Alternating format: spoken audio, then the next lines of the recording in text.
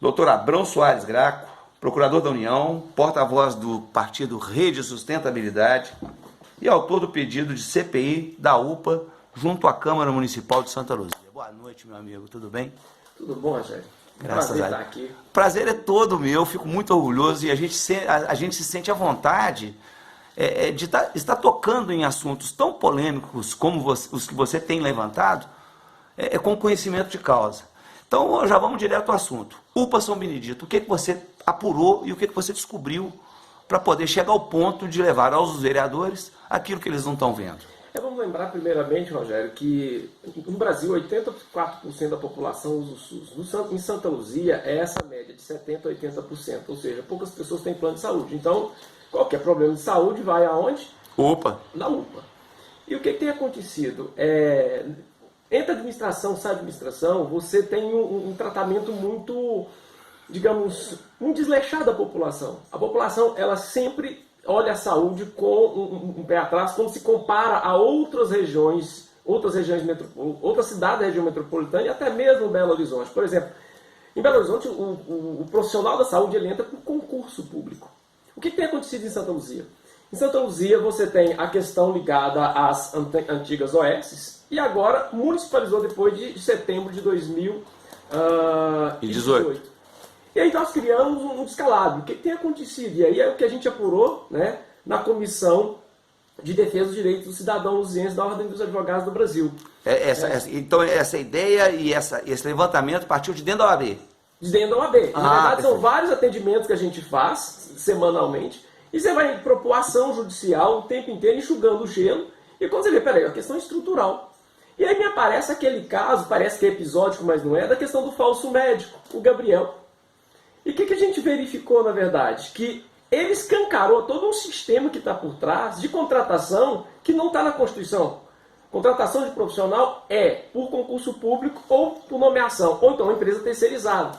Na verdade, o município ele municipalizou e você tem na prática duas listas. Uma dos médicos e enfermeiros que estão cotidianamente e outra daqueles chamados substitutos. Só um segundo, deixa eu te fazer uma parte aqui. Essa questão das listas, isso foi levantado na entrevista da delegada doutora Adriana, quando da apresentação do Gabriel. E, de acordo com ela, essas listas, elas ficavam disponibilizadas na secretaria, mas bastava um telefonema para poder ativar a contratação dessas listas. Sem critério objetivo. Então, você coloca um filho seu, sua mãe vai para lá, o sujeito que está, ele negocia com, inclusive entre médicos, um plantonista fala, não vou hoje, ele já tem um substituto. Né? Inclusive, eu não tenho elementos para dizer, mas até questões de receita mesmo pré-assinadas, é um descalabro total. Então, você não tem uma responsabilidade de quem vai atuar, qual profissional que vai estar atuando ali. Ô, gente, saúde a base disso aí é a morte. Sim. Então, assim, você tem situações de erro médico, como os dois casos que eu levei para a Câmara. Você levantou o da Vitória. O da Vitória e do senhor José Martins. Do senhor José. No início de fevereiro, que também foi bem suspeito, das várias outras. Então é o seguinte, qual que é o orgulho de uma cidade, ou qualquer lugar? É os serviços públicos que ela presta. Quanto melhor, mais qualificado. Porque a gente está fazendo um favor. Sim. A gente tem que lembrar que de cada R$10 que a gente gasta, R$4 é de imposto. Falamos isso aqui na segunda-feira, exatamente sobre isso. O que pagamos de imposto? O que temos de retorno? De retorno. Então, assim, o Brasil virou uma palhaçada geral, porque é o seguinte, você paga 40% de tributo, mas se você precisar de educação, você tem que pagar, que presta, você tem que pagar a parte privada. Se você precisar de saúde, a mesma coisa. Agora, se precisar de segurança, tem que comprar arma. Então, assim, qual que é o papel do Estado? E aí está o nosso papel, né? A gente que tem todo um histórico na cidade, eu nasci e cresci aqui, estudei no Raul, estudei no Gervásio, né? A gente conseguiu, de certa forma, dar a vazão que a gente queria. Agora, quantos dos meus amigos não se perderam nisso? E esse ciclo continua. Esse ciclo continua. E a saúde, quando você fala da saúde, você está falando de vidas. E quando você fala de educação, é uma bomba de efeito mais retardado. É uma tragédia do mesmo jeito. É uma bomba relógio, né? Mas a saúde não, ela é iminente. Sim, ela não te prejudica naquele instante. Sobre isso, eu até ia te falar sobre isso, não sei se você sabia, mas houve duas. Eu não estou dizendo que há uma má intenção, uma má versação do Estado na questão municipal na saúde. Mas 2 casos me chamaram muita atenção esse ano, que foram os 2 casos dos meninos que morreram na UPA pediátrica. Sim, Não estou dizendo que a culpa é da UPA, de forma alguma. Mas no mínimo teria de ser investigado, porque elas são muito suspeitas. Elas escancaram, como você disse muito bem, algum problema na entrada e principalmente na saída. O menino Rian, ele saiu da UPA, ele teve alta às 2 horas da manhã. Ele morreu às 7.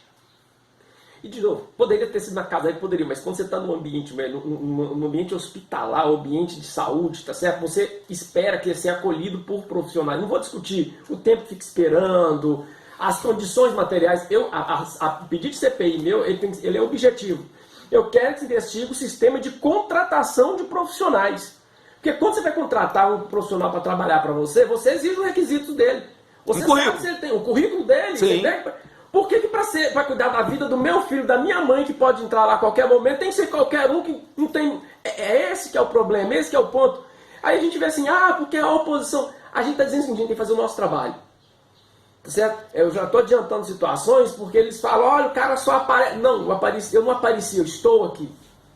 Tá certo? E agora é o seguinte, eu tenho os instrumentos institucionais. Ao invés de eu ficar cacaricando no Facebook, ficar digitando... Não, eu vou aonde, velho? Tá falando isso, o sujeito tá viajando e a cidade tá encalando. Então, Câmara, me investigue, porque a lei orgânica diz que ele não pode viajar.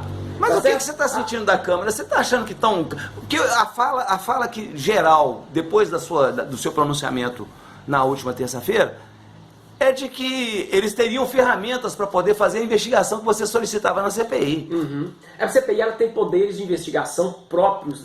Mais amplos. Amplos, inclusive que é da delegacia. Porque você tem que lembrar que esse inquérito do falso médico está na delegacia do Palmital e a gente não sabe em quais circunstâncias, inclusive.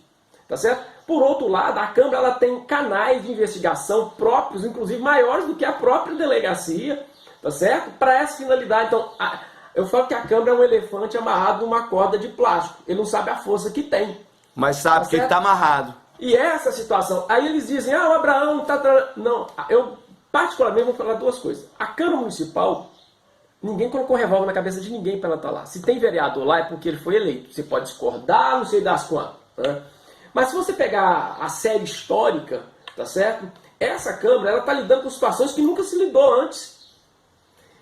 E ela, de certa forma, ela tem respondido, fora algumas exceções, que ela é um colegiado, ela não é uma pessoa, ela é um colegiado. Mas, no geral, ela tem respondido a algumas demandas. Eu acho muito injusto, de certa forma, começar a detonar as instituições. Em que sentido? Assim, a democracia é um negócio caro. A gente fala tanto de democracia, é um negócio caro. Você paga aquelas pessoas para estar decidindo, fazendo as leis, fazendo a fiscalização.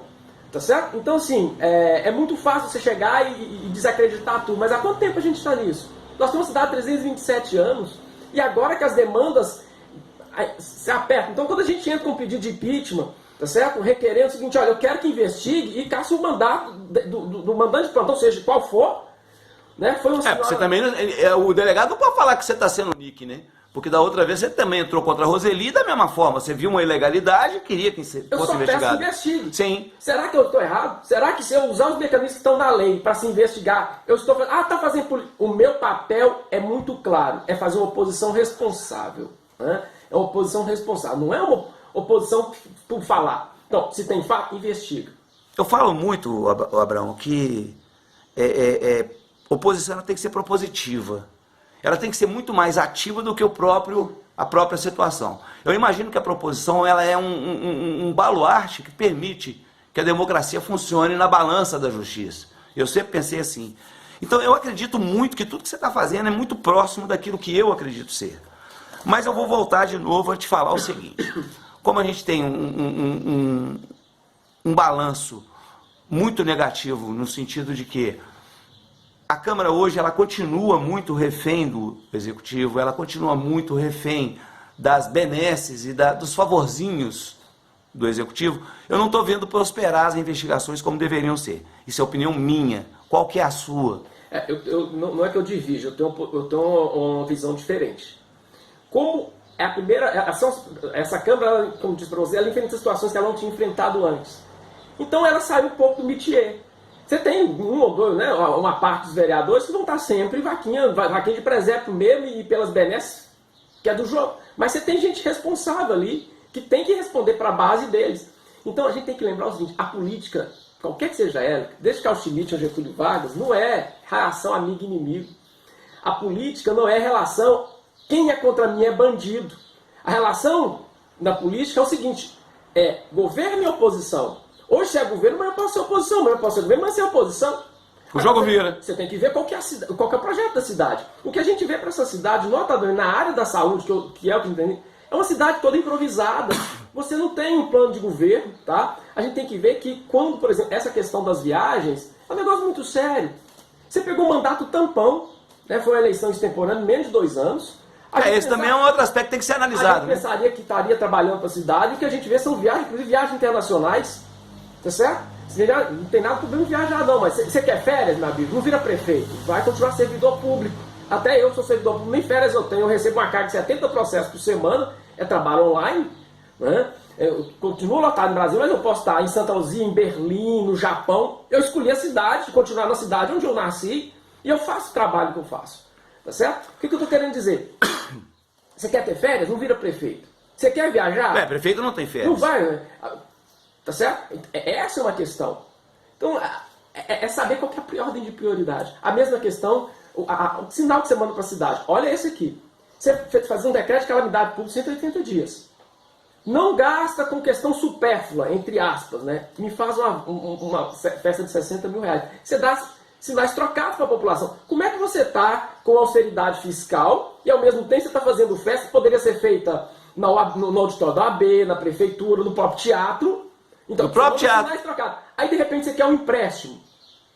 Essa questão do empréstimo tem isso muito claro, tá certo? Meu pai dizia o seguinte, você quer comprar uma coisa? Trabalha. Se não está dando, faz uma renda extra. Empréstimo é só em último caso. Para investimento. Então, eu não vou entrar no mérito desse empréstimo, já vou adiantar para você, né? Porque tem tudo a ver com o trabalho, tá certo? Como é que você não mostra trabalho, tá certo? E você quer, de repente, tá certo? Empréstimo. Tá certo? Meio sem lógica, né? As condições... você quer comprar, não trabalha mais, você trabalhava 8, trabalha 10. Tá certo? Agora... Compre mais. E se você verificar, as obras que estão nessa discussão são obras, notadamente, a UBS é federal, a Estado de Altas Marinhas, eu quero que discuta com a cidade. Discuta, por que não discute com a cidade?